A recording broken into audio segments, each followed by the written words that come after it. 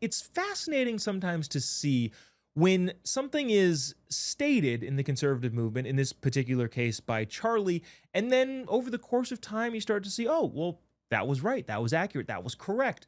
Charlie wrote a book about a year ago called The College Scam. We all know that he went to college campuses and he would debate with college students, and several of those students would say, "You think what I'm doing here is a scam? I'm getting my PhD in animal gender studies, or, equestrian bio gender woke something. I don't know. Just make up your own crazy degree and just assume that some of these kids are actually getting a degree in that. That actually would be a fun game. You could probably, find a chart with all of the words on it, like gender inequity.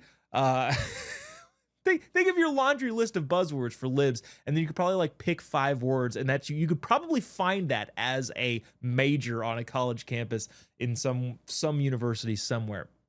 But aside from all of that, Charlie would be fervently make the argument that college is a scam, that kids were paying an exorbitant amount of money for something that wouldn't actually result in gainful employment, outside of being a barista at Starbucks. And that's not really to throw shade at anybody who's a barista at Starbucks. That's just to say maybe you shouldn't have spent $100,000 getting your PhD in intersectionality or lesbian feminism or whatever it is that they get degrees in nowadays. Well, all that is to say is that, several months, even several years later, we're starting to see the data trickle in that, yeah, Charlie was right. College does seem to be a scam. This is from the New York Times. Long-term unemployment, people who have been out of work for more than 6 months, the largest proportion of that group is now college graduates. Nearly 26%, 1 in 4 college graduates are now make up the statistic of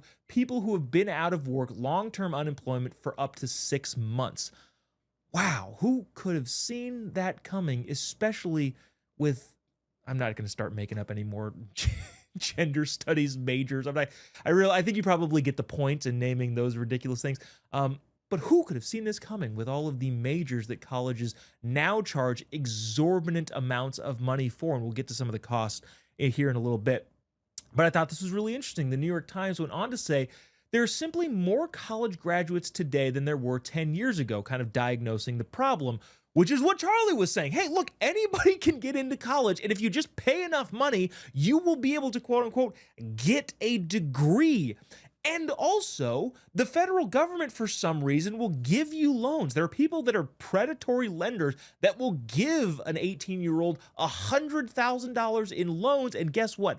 Now you're stuck. Those loans don't go away if you file for bankruptcy.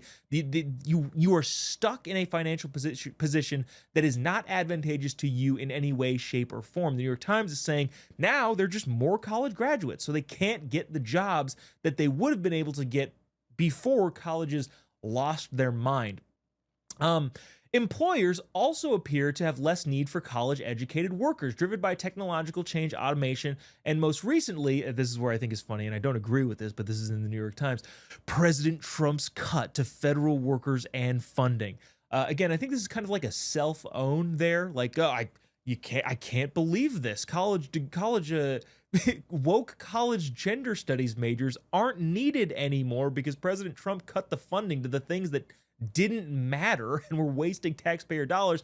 And now our gender studies, intersectionality, feminist, lesbian history majors are out of work. Oh no.